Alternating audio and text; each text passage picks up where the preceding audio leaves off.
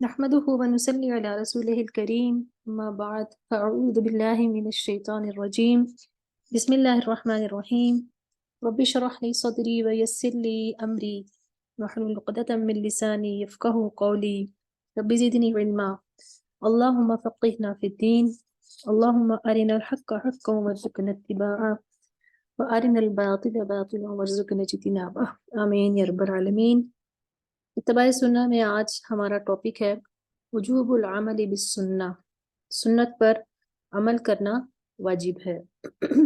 ہم آج اس ٹاپک کے دلائل میں ہم احادیث پڑھیں گے۔ واجب کا مطلب ہوتا ہے فرض۔ کچھ علماء ایسے ہیں جو واجب اور فرض کو علیحدہ علیحدہ کرتے ہیں اور وہ اس کو سنت سے اوپر اور فرض سے نیچے کا درجہ دیتے ہیں، یعنی کہ اس کے درمیان میں وہ اس کو کہتے ہیں۔ لیکن یہ کہ اکثر علماء جو ہیں وہ یہی کہتے ہیں کہ واجب اور فرض جو ہے وہ ایک ہی چیز ہے۔ تو فرض یا واجب کا یہاں مطلب جو وجوب العمل جو ہے کہ سنت پر عمل کرنا جو ہے وہ واجب ہے۔ تو ہم آج اسی سلسلے میں مزید پڑھیں گے۔ تو مسئلہ نمبر 52 بس 52، اللہ تعالیٰ کے احکامات کی طرح رسول اللہ صلی اللہ علیہ وآلہ وسلم کے احکامات بھی واجب الاتباع ہیں، یعنی کہ جس طرح اللہ تعالیٰ نے ہمیں کوئی حکم دیا قرآن میں، اسی طرح نبی علیہ السلام جو حکم دیں تو وہ بھی کرنا ایسا ہی ہے جیسے کہ اللہ کا حکم ہے۔ اس کی دلیل کیا ہے؟ کچھ آیات دیکھ لیتے ہیں ہم۔ سورۃ النساء میں آتا ہے یا ایھا الذین آمنوا اطیعوا اللہ واطیعوا الرسول، ٹھیک ہے، یہ آپ پہلے پڑھ چکے ہوئے ہیں کہ اللہ کی اطاعت کرو اور رسول کی اطاعت کرو۔ پھر اس کے بعد سورہ آل عمران میں آتا ہے قل ان کنتم تحبون اللہ فاتبعونی یحببکم اللہ ویغفر لکم ذنوبکم، ٹھیک ہے، یہ بھی آپ پڑھ چکے ہیں۔ اور پھر اس طرح سورہ حشر میں آتا ہے وما آتاکم الرسول فخذوہ وما نہاکم عنہ فانتہوا، ٹھیک ہے، یہ سب آپ پڑھ چکے ہیں۔ ایک طرح سے یہ جو ویژن ہے تھوڑی سی کہ وہ آپ لوگوں کو یہ دلائل بھی یاد رہیں۔ تو یہ دلائل جو ہیں قرآن میں اللہ تعالیٰ نے بتائے ہیں، ان کی روشنی میں ہم نے یہ دیکھنا ہے کہ اللہ کے رسول کا جب بھی کوئی حکم آ جائے تو اس پر عمل کرنا ایسا ہی فرض ہے جیسے قرآن پر عمل کرنا۔ ہم ان کو الگ نہیں کر سکتے، ہم یہ نہیں کہہ سکتے کہ اس کی اہمیت نہیں ہے، کیونکہ قرآن میں اللہ نے حکم دیا ہے، تو جب آیت کو ہم اہمیت دیں گے تو رسول کو بھی خود بخود اہمیت دے دیں گے، کیونکہ اللہ کا حکم مان رہے ہیں نا۔ اور اگر ہم آیت کو اہمیت نہیں دیتے تو پھر ظاہر ہے کہ رسول کو بھی اہمیت نہیں دیں گے، ٹھیک ہے۔ تو اگلی آپ کے سامنے جو حدیث ہے صحیح مسلم کی، عن ابی ہریرہ قال خطبنا رسول اللہ صلی اللہ علیہ وسلم فقال، ابو ہریرہ رضی اللہ عنہ سے روایت ہے، کہتے ہیں کہ رسول اللہ صلی اللہ علیہ وآلہ وسلم نے ہمیں خطبہ دیا اور فرمایا ایھا الناس قد فرض اللہ علیکم الحج فحجوا، لوگو تم پر یقیناً حج فرض کیا گیا ہے لہذا حج کرو۔ فقال رجل، تو ایک آدمی نے کہا اکل عام یا رسول اللہ، کیا ہر سال اے اللہ کے رسول؟ فسکت حتی قالها ثلاثا، آپ خاموش رہے حتیٰ کہ اس نے یہ جملہ 3 بار دہرایا۔ فقال رسول اللہ صلی اللہ علیہ وسلم، تو رسول اللہ صلی اللہ علیہ وآلہ وسلم نے فرمایا لو قلت نعم لو جبت، اگر میں کہہ دیتا ہاں تو یہ واجب ہو جاتا، وَلَمَّا اسْتَطَعْتُمْ، اور تم اس کی استطاعت نہ رکھتے، ثم قال، پھر فرمایا ذرونی ما ترکتکم، تم مجھے اسی بات پر رہنے دیا کرو جس پر میں تمہیں چھوڑ دوں، فَإِنَّمَا هَلَكَ مَنْ كَانَ قَبْلَكُمْ، تم سے پہلے لوگ ہلاک ہوئے بِكَثْرَةِ سُؤَالِهِمْ، کثرت سوال سے، وَاخْتِلَافِهِمْ عَلَى أَنْبِيَائِهِمْ، اور اپنے انبیاء سے زیادہ اختلاف کی بنا پر، فَإِذَا أَمَرْتُكُمْ بِشَيْءٍ، جب میں تمہیں کسی چیز کا حکم دوں، فَأْتُوا مِنْهُ مَا اسْتَطَعْتُمْ، تو بقدر استطاعت اسے کرو، وَإِذَا نَهِيتُكُمْ عَنْ شَيْءٍ، اور جب کسی چیز سے منع کروں، فَدَعُوهُ، تو اسے چھوڑ دو، ٹھیک ہے۔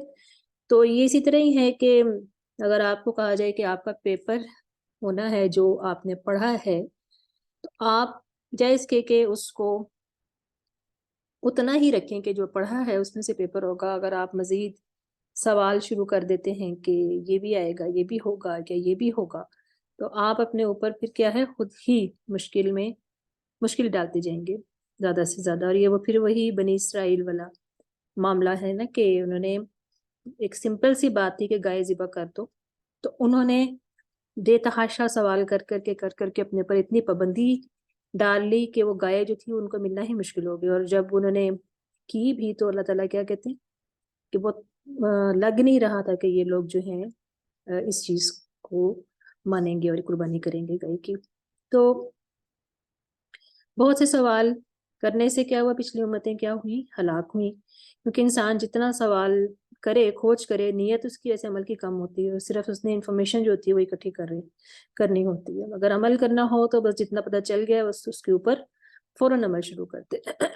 تو حجت بازی جو ہے، یعنی کہ حجت بازی کرنے سے اور بحث کرنے کا سے جو ہے نا، اس میں سے یعنی کہ اس کو منع کیا گیا ہے. بجائے اس کے کہ بحث کی جائے، حجت بازی کی جائے، جتنا بھی جو چیز پتہ چلی ہے اس کو اپنی سہولت کے حساب سے اس کو کرنا شروع کر دیں. یعنی اس سے کیا پتہ چلتا ہے کہ جو احکامات آپ نے دیے ہیں ان کو ماننا بھی ضروری ہے، اسی طرح جس طرح قرآن پاک کو ماننا.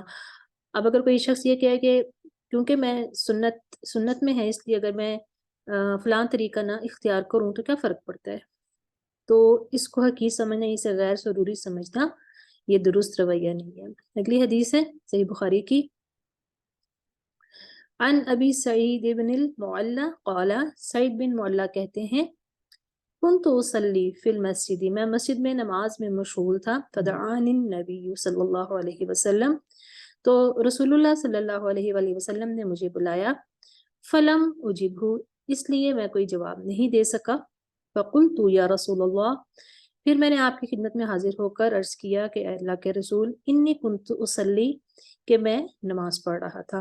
فقال، تو آپ صلی اللہ علیہ وسلم نے فرمایا، الم یقل اللہ، کہ اللہ نے تمہیں حکم نہیں فرمایا، آیت آگے، استجیبوا للہ وللرسول اذا دعاکم، فوراً لبیک کہا کرو جب اللہ اور اس کے رسول کی پکار ہو، جب وہ پکاریں.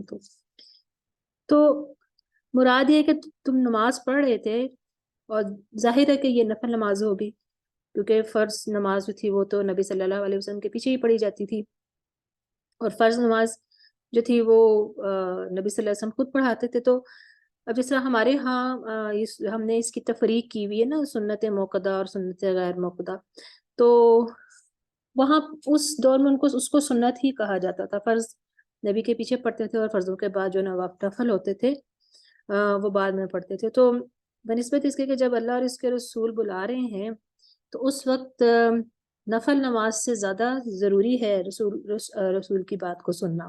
ٹھیک ہے، یعنی کہ وہ سنتے پڑھے تھے اور آپ صلی اللہ علیہ وسلم نے بلایا تو وہ نماز میں مصروف رہے، تو آپ صلی اللہ علیہ وسلم نے فرمایا کہ اللہ نے قرآن میں فرمایا کہ جب بھی تمہیں اللہ اور اس کا رسول پکارے تو فوراً لبیک کہتے آ جاؤ. مراد یہ تھی کہ تمہیں اپنی نماز توڑ دینی چاہیے تھی، کیونکہ نبی صلی اللہ علیہ وسلم کا پکارنا اور بلانا فرض تھا اس سنت کے مقابلے میں.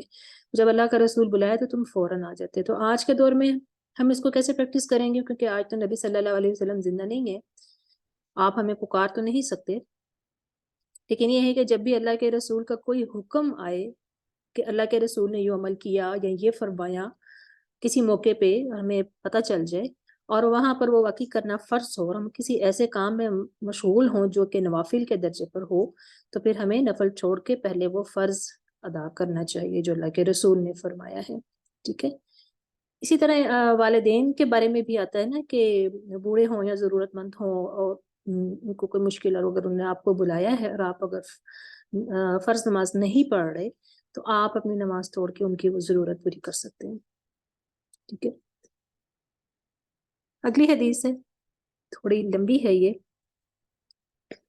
عن عبد اللہ قال، عبداللہ بن مسعود رضی اللہ عنہ سے روایت، اور کہتے ہیں لعن اللہ الواشماتی، کہ اللہ تعالیٰ نے لعنت کی گودنے والیوں پر، والمستوشماتی، اور گدوانے والیوں پر. वन्नामिसौती और चेहरे के बाल उखेड़ने वालियों पर, वलमुतनम्मिसौती और उखड़वाने वालियों पर, वलमुतफल्लिजाती लिलहुस्नी और दांतों को खूबसूरती के लिए कुशादा करने वालियों पर, अलमुगय्यिराती खल्क़ल्लाह और अल्लाह की खलकत बदलने वालियों पर। क़ाला फ़बलग़ ज़ालिका इम्रअतम मिन बनी असदिन, फिर ये खबर जो थी ये पहुंची बनी असद की एक औरत को, युक़ालु लहा उम्मु याकूब, जिसे उम्मे याकूब कहा जाता था। वकानत तक़रउल क़ुरआन, वो कुरान की कारिया थी। फ़अतत फ़क़ालत, वो सैयदना अब्दुल्ला रज़ियल्लाहु के पास आई और बोली, मा हदीसुन बलगनी अनका अन्नका लअनत, कि मुझे क्या खबर पहुंची है कि तुमने लानत की है, अलवाशिमाती वल मुस्तवशिमाती, गूदने वालियों पर और गुदवाने वालियों पर, वल मुतनम्मिसाती वल मुतफल्लिजाती लिल हुस्नी, और मुंह के बाल उखेड़ने वालियों पर, उखड़वाने वालियों पर और दांतों को कुशादा करने वालियों पर, अल मुगय्यिराती खल्क़ुल्लाह, और अल्लाह की खलकत को बदलने वालियों पर। फ़क़ाल अब्दुल्लाह वमा ली, तो सैयदना अब्दुल्ला रज़ियल्लाहु अन्हु ने कहा, मुझे क्या है, लअलअनु, कि मैं इन पर लानत न करूं, मन लअन रसूलुल्लाह, जिस पर अल्लाह ताला के रसूल ने लानत की, वह हुआ फी किताबिल्लाह, और ये तो अल्लाह की किताब में मौजूद है। फ़क़ालतिल मरअतु, तो वो औरत बोली, लक़द क़रअतु मा बैन लौहिल मुस्हफ़ी, मैंने तो 2 जिल्दों में जिस कदर कुरान पढ़ा था पढ़ डाला, फमा वजदतुहु, लेकिन मुझे नहीं मिला। फ़क़ाल लइन कुन्ति क़रअतीही, तो सैयदना अब्दुल्ला रज़ियल्लाहु अन्हु ने कहा कि अगर तूने पढ़ा है तो अल्लाह का ये फरमान जो है वो लक़द वजदतीही, तुझे ज़रूर मिला होगा। क़ाल अल्लाहु अज़्ज़ा व जल्ला, अल्लाह ताला फरमाता है, वमा आताकुमुर रसूलु फ़ख़ुज़ूहु वमा नहाकुम अन्हु फ़ंतहू, कि जो कुछ रसूल तुम्हें बतलाए इसको ले लो, और जिससे मना करे तुम्हें इससे बाज रहो। फ़क़ालतिल मरअतु, तो औरत बोली, रा शैयन मिन हाज़ा अलम रअतिका अलआन, इन बातों में से तो बाज़ बातें मैंने तुम्हारी औरत भी करती है। क़ालत हिबी फंजुरी, तो सैयदना अब्दुल्ला ने कहा कि जाकर उसको देख लो। क़ाला फ़दख़लत अलम रअती अब्दुल्ला, तो वो औरत इनके पास गई, अब्दुल्ला रज़ियल्लाहु की बीवी के पास गई। फलम तरा शैयन, तो उसने कुछ ना पाया। फ़जाअत इलैहि फ़क़ालत, फिर लौट आई और कहने लगी, मा रअयतु शैयन, इनमें से मैंने कोई बात नहीं देखी। फ़क़ाला, तो सैयदना अब्दुल्ला रज़ियल्लाहु ने कहा, अमा लव काना ज़ालिक लम नुजामिअहा, अगर ऐसा होता तो हम इसके साथ मिलकर ना रहते। ठीक है, तो इस हदीस में काफ़ी बातें हुई हैं, उस पर थोड़ा देख लेते हैं। कि जिस्म, पहली तो बात ये है कि ये जिस्म का गुदना जो होता है ये क्या होता है, ये आजकल भी फैशन के तौर के ऊपर जो टैटूज बनाए जाते हैं, जिस्म के ऊपर नक्शो निगार बनाए जाते हैं, डिज़ाइन बनवाते हैं ना, ये तस्वीरें और अल्लाह जाने क्या क्या, ये काम उस दौर में भी होता था। तो उस दौर में ये होता था कि ये काम सिर्फ औरतें करती थी और औरतों के लिए करती थी। और फिर क्या है कि दांतों के दरमियान थोड़ा सा रगड़ के उनमें गैप किया जाता था, तो ये भी उस दौर का फैशन था और इसको हुस्न की अलामत समझा जाता था। खास तौर पे सामने वाले जो 2 दांत है ना, ऊपर और नीचे की, इनको। तो खल्क़ल्लाह यानी कि अल्लाह की तख्लीक, अल्लाह ताला ने जिस तरह बनाया इस पर राज़ी नहीं, बल्कि अल्लाह की इस तख्लीक को बदलने की कोशिश करती हैं। यानी अल्लाह ताला ने जो जिस्म दिया है, जो नक्श दिए हैं, जो नए नक्श दिए हैं, वो बहुत अच्छे हैं, मगर बंदा इस पर राज़ी नहीं हो और कहे कि मैं और खूबसूरत बनना चाहता हूँ और ये सब कुछ अल्लाह की जो तख्लीक है इसको बदल डाले। इस तरह अल्लाह ताला ने जो भवें बनाई हैं और दांत बनाए हैं और जो भी जो चेहरा है जिस तरह का, तो उसको बदलने की कोशिश करना।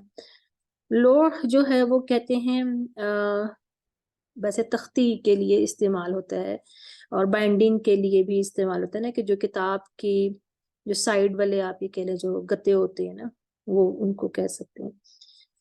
तो यहाँ जिस चीज़ की तरफ तवज्जो करने की ज़रूरत है वो ये कि अब्दुल्ला बिन मसूद की जो मुराद थी वो ये कि किसी भी बात को सिर्फ इसलिए रद्द नहीं कर देना चाहिए कि कुरान में डायरेक्टली ये बात नहीं आई, इसलिए कि अगर हर चीज़ अगर कुरान में बतौर टेक्स्ट आती तो कुरान का वॉल्यूम तो बहुत भर जाता है। दूसरा ये कि हर चीज़ के बारे में कई एक्सेप्शनल केसेस भी हैं, क्योंकि कुरान की तफसीर भी तो खुद रसूलुल्लाह सल्लल्लाहु अलैहि वसल्लम ने की है। तो इन तमाम चीज़ों को, इन वजाहतों को और इन डिटेल्स को इसमें बयान करना नामुमकिन था। कुरान बेसिकली एक किताब है जो इंसान को अमल के लिए तैयार करती है और एक राह हमवार करती है, एक ज़मीन ज़रख़ीज़ करती है। फिर उसके बाद क्या क्या उगाना है, इसकी प्लानिंग, इसकी तफसीलात इबादत की हों या गैर इबादत की, और नबी सल्लल्लाहु अलैहि वसल्लम ने तय की हैं। और फिर इसमें एक और भी चीज़ ये पता चलती कि वो खातून के उस दौर में भी ख़वातीन की एम्पावरमेंट पता चलती है कि वो औरत जो थी वो एक सहाबी के पास आके डायरेक्ट उनसे सवाल करे कि मैंने ये सुना है और मुझे इस चीज़ के बारे में जो है बताएं कि आपने ये कहा है। तो यहाँ से ये भी हमें पता चलता है। इसलिए इसमें कुछ मसाइल का जिक्र है, उसको हम देख लेते हैं। जो बात अहम बात है वो यही है कि नबी सल्लल्लाहु अलैहि वसल्लम का जो इरशाद है, सहाबा किराम यही समझते थे कि ये आपका कहना नहीं बल्कि अल्लाह ताला का कहना, अल्लाह ताला का इरशाद है।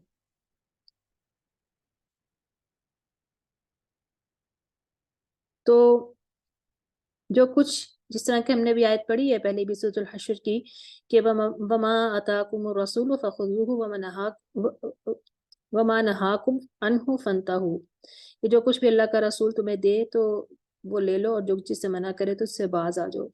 तो फिर ये बात ये कहना ये कि ये कुरान में कहाँ है, तो अल्लाह ताला ने तो ये कह दिया हुआ है ना, जो रसूल ने कह दिया बस यही कुरान है। और दूसरी दलील ये भी है कि कुरान में सूरह निसा में जो आयत आती है कि शैतान ने ये कसम उठाई थी ना कि वला उदिल्लन्नहुम वला उमन्नियन्नहुम वला आमुरन्नहुम फला युबत्तिकुन्न आज़ानल अनआम वला आमुरन्नहुम फला युगय्यिरुन्न खल्क़ल्लाह, के यानी कि ये सारी जो चीज़ें थी कि उन्हें राह से मैं भटकाता रहूंगा और झूठी उम्मीदें दिलाता रहूंगा और इन्हें सिखाऊंगा कि जानवरों के कान चीर दे, और इनसे कहूंगा कि अल्लाह ताला की बनाई हुई सूरत को बिगाड़ें।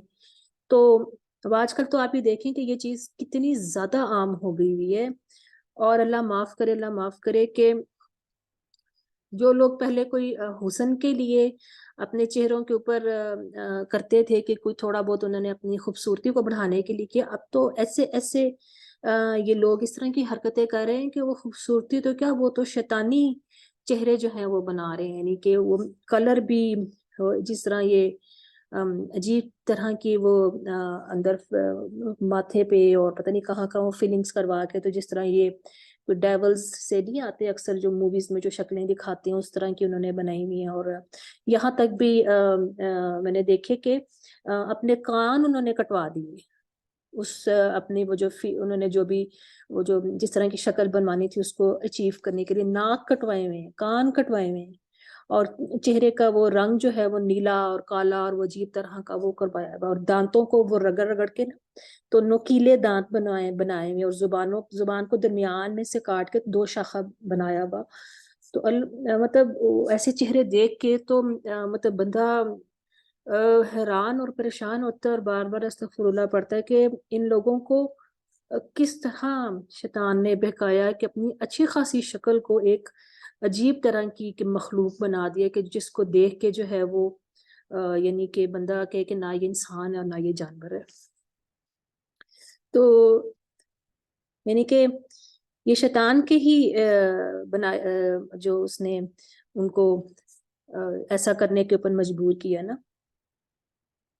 तो अल्लाह ताला ने जो चेहरा दिया, जो जिस्म दिया, तो इसमें किसी भी किस्म की कोई मुस्तकिल तौर पर तब्दीली करना या बदलना जो है वो मना है। अब यहाँ पर हम देख लेते हैं जो इस हदीस में जो अहम बात है वो है जो लफ्ज़ इसमें इस्तेमाल हुआ है नमसौ, नून मीम सौ जो इस्तेमाल हुआ है, तो इसका जो मतलब आता है वो डिक्शनरी में भी क्या आता है, बाल उखेड़ना। ठीक है, यानी कि इसका जो अपना ओरिजिनल मतलब है ना वो बाल उखेड़ना है। ठीक है, खूबसूरती के लिए या वैसे ही यानी कि उस दौर में अगर फैशन था, आज भी वो ख़वातीन करती हैं तो बाल उखेड़ने के मानों में आता है।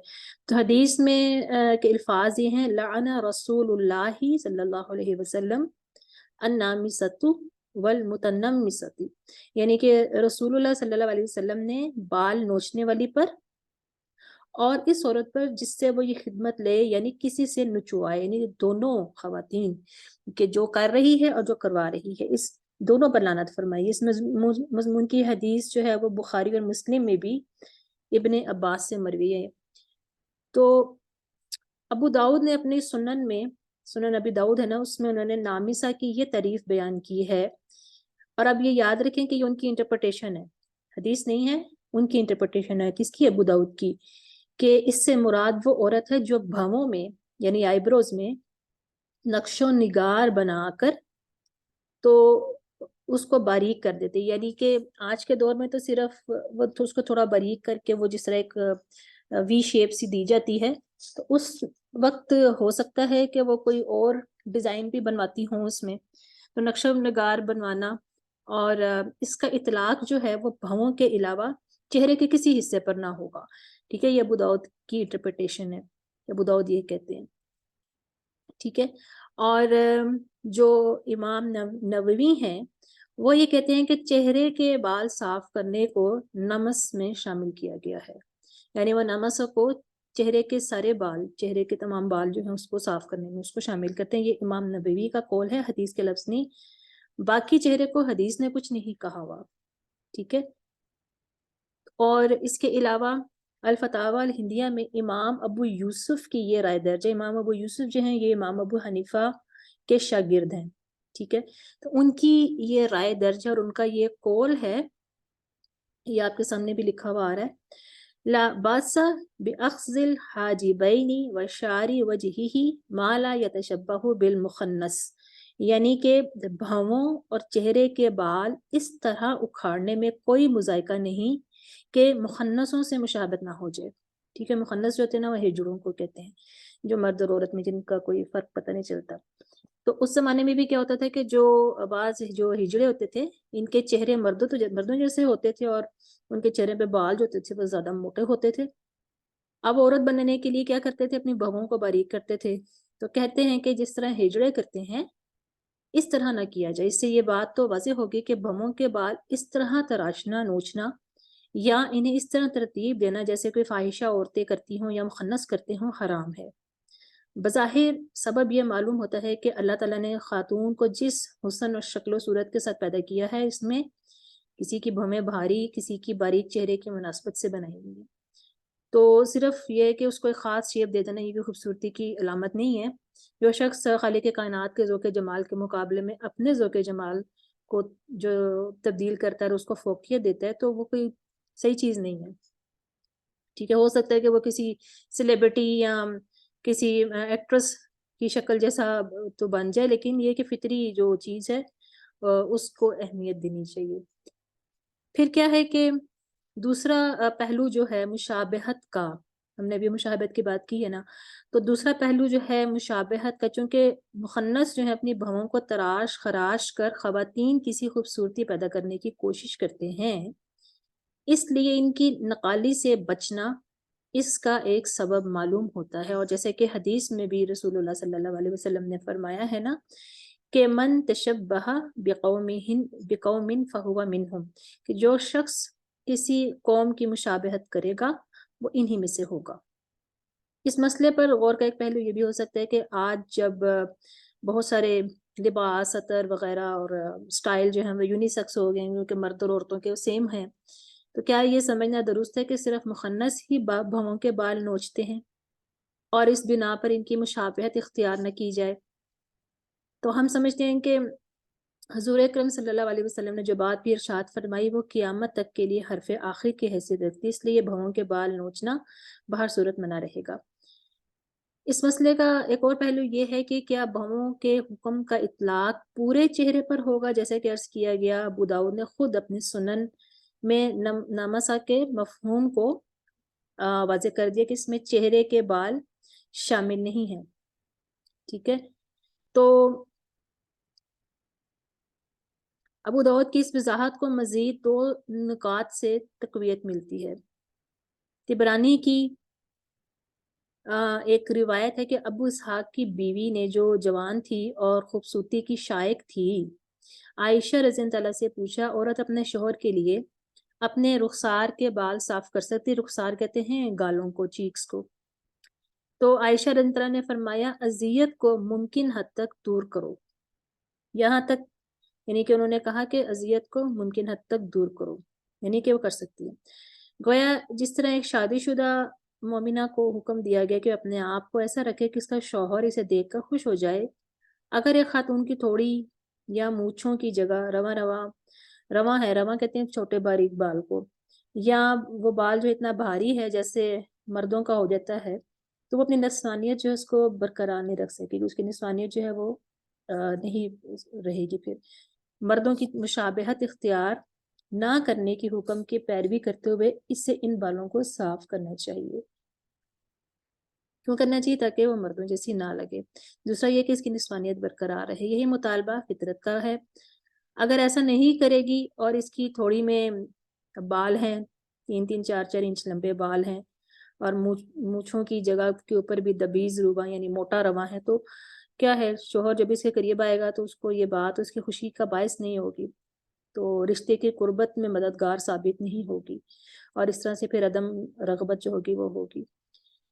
تو اسی طرح ایک دفعہ ایک صحابی نے کسی ایک صحابی کو ایسے حال میں دیکھا تھا نا, جو جیسے کہ وہ اس طرح سے ان کے حلیہ بنا ہوا تھا کہ جیسے وہ بیوہ ہو گئی. تو انہوں نے پوچھا کہ تم نے یہ شکل کیوں بنائی ہوئی ہے؟ تو انہوں نے کہا کہ تمہارے بھائی کو نماز اور روزوں سے فرصتیں نہیں, یعنی کہ وہ میری طرف توجہ ہی نہیں کرتے. تو پھر انہوں نے ان کو, وہ جو صحابی تھے, ان کو پھر سمجھایا کہ اپنی بیوی کا بھی حق ادا کرو.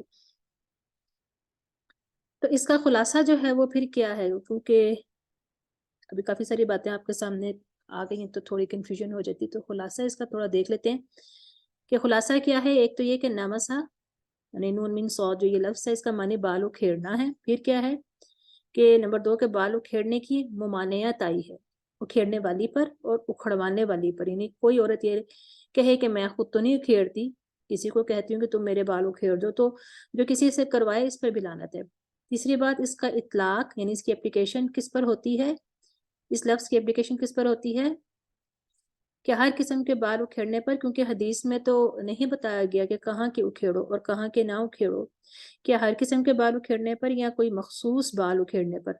اگلی بات یہ ہے کہ ابو داؤد نے نامسا کا معنی بہووں کے بال اکھیڑنے سے متعلق کیا ہے, یعنی ابو داؤد کے نزدیک نامسا کا معنی بہووں کے بال یعنی آئیبروز کے بال اکھیڑنا ہے, جبکہ امام ابو یوسف نے اسے آئیبروز یعنی بہووں کے بال اکھیڑنے کو مخنث کی مشابہت قرار دیا.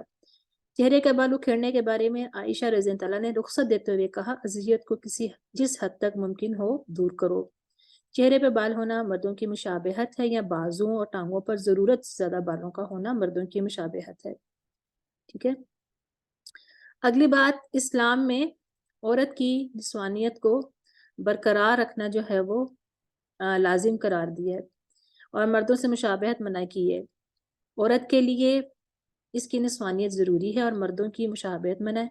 مشابہت یعنی ریزیمبلنس, کوئی عورت مرد نہ لگے, یہ منع کیا گیا. اگر عورت ان بالوں کو صاف نہیں کرتی جس کی وجہ سے وہ عورت کی نسبت مرد زیادہ لگتی ہے, تو یہ بات بذات خود جو ہے وہ غلط ہے.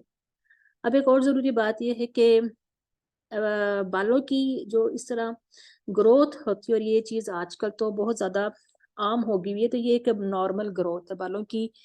یہ جو اب نارمل گروتھ ہے یہ ایک بیماری کے زمرے میں آ جاتی ہے. تو بیماری کے علاج کے لیے دوا کھانا, آپریشن کرانا جائز ہے.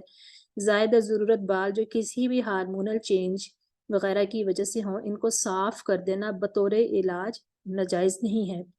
تو اس کے لیے الیکٹرولسس بھی اسی میں پھر آ جائیں گے, کیونکہ وہ ایک طرح سے روٹس تک جانا اور پھر اس کو ختم کر دیتے ہیں. تو تھوڑی پر یا ہونٹوں کے اوپر اس طرح کے بال ہوں تو ان کے لیے کوئی بھی طریقہ جو ہے وہ اختیار کیا جا سکتا ہے جس سے ان کو صاف کیا جائے, دھاگے سے, ویکس سے, یا الیکٹرولسس سے, کسی بھی طریقے سے ریموو کیا جا سکتا ہے. تو یہ ایک بیماری کو ہٹانا یہ ایسا ہی ہے جیسے کسی کے مثلا کسی کے ہاتھ پر کوئی اب نارمل گروتھ ہو گئی ہو یا کہیں کوئی لمپ ہے تو پھر اس کو آپریٹ کر دیا جاتا ہے. تو اب وہ بھی تو منع نہیں ہے, تو اگر وہ منع نہیں ہے تو یہ بھی منع نہیں. تو جب یہ بات سائنٹیفکلی پروفڈ ہے کہ یہ نارمل کیفیت نہیں, یہ اب نارملٹی کی طرف رجحان ہے, تو پھر اس چیز کو جو ہے وہ ختم کیا جائے گا.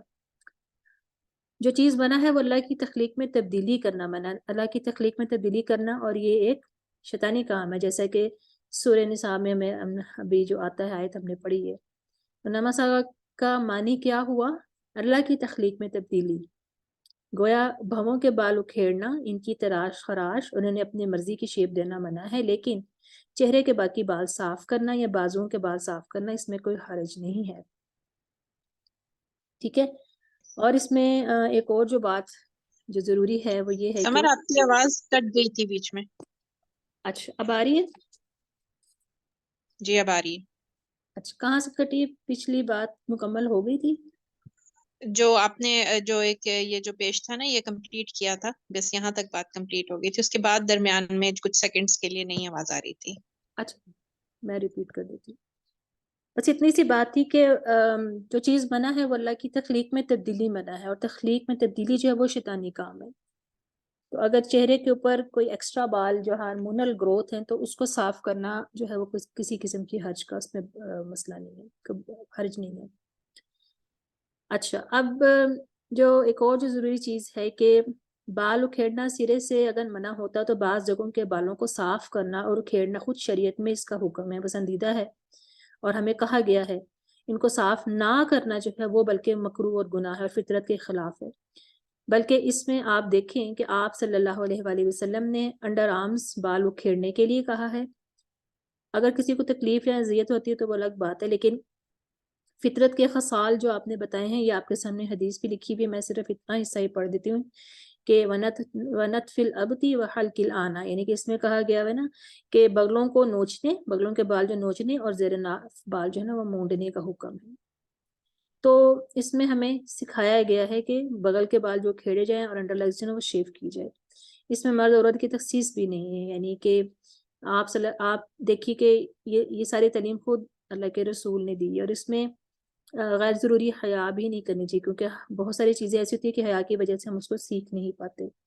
پھر اس میں بعض لوگ یہ کہتے ہیں کہ عورت کے جسم کو لوہا نہیں لگنا چاہیے، تو یہ بھی ایک بالکل بے اصل اور بے دلیل بات ہے، ایسی بھی اس میں بھی کوئی جو ہے وہ نہیں ہے، ممنوع نہیں ہے کہ لوہا نہیں لگانا چاہیے یا ایسی کوئی چیز نہیں لگانا چاہیے، تو اس کی بھی کوئی جو ہے اصل نہیں ہے۔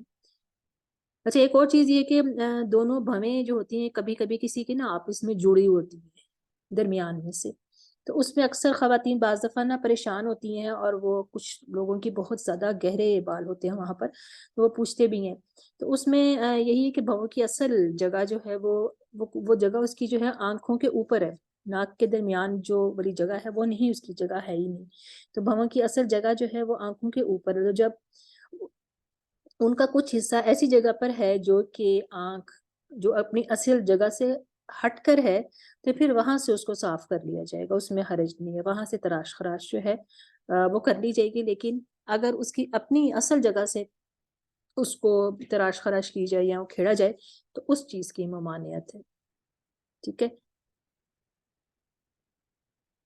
چلیں ہم بریک لے لیتے کیونکہ پھر اگلا ٹاپک اگلی اس میں شروع ہو جائے گا، تھوڑی سی 10 منٹ کی بریک لیتے ہیں اور اس کے بعد پھر ہم جوائن کرتے ہیں۔